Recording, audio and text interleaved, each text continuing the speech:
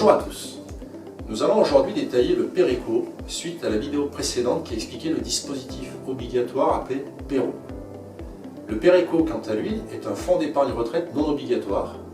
Il a remplacé automatiquement le PERCO en janvier 2022 et il intègre un nouveau fonds de placement dédié aux PME et l'ETI en conformité avec la loi Pacte. C'est avec ce dispositif que vous pouvez bénéficier de 800 € d'abondement brut.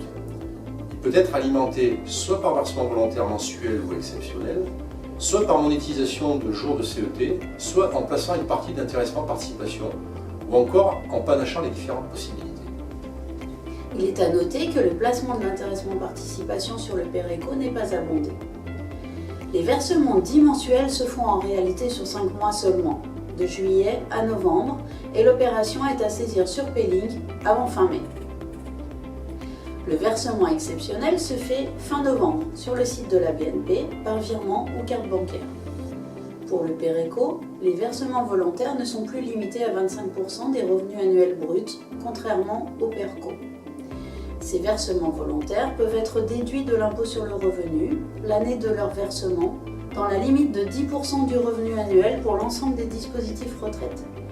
Mais ils seront alors imposés l'année de leur déblocage.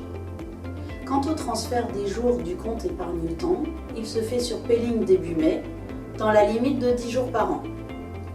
La valeur d'un jour correspond à 1/22e du salaire mensuel net, hors part variable STIP ou SIP. Des exemples de calcul sont disponibles sur notre site internet. La gestion des fonds de votre PERECO se fait de deux manières possibles.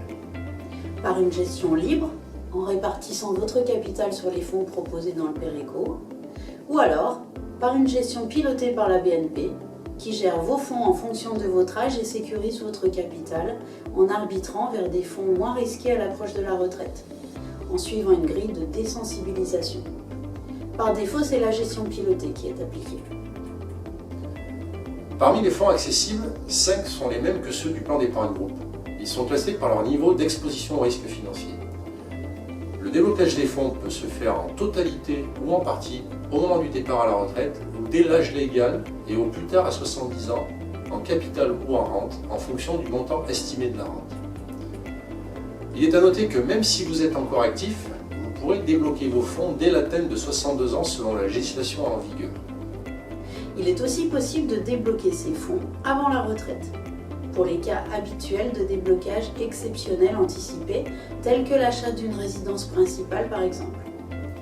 Les versements volontaires sont donc possibles à la fois sur le PERO, comme expliqué dans la vidéo précédente, mais aussi sur le PERECO, avec quelques avantages pour ce dernier. Un abondement de 800 € pour les premiers 1309 € placés, et aucun frais à chaque versement. Voilà, merci encore pour votre attention. Et si le sujet vous intéresse, ne manquez pas nos prochaines publications.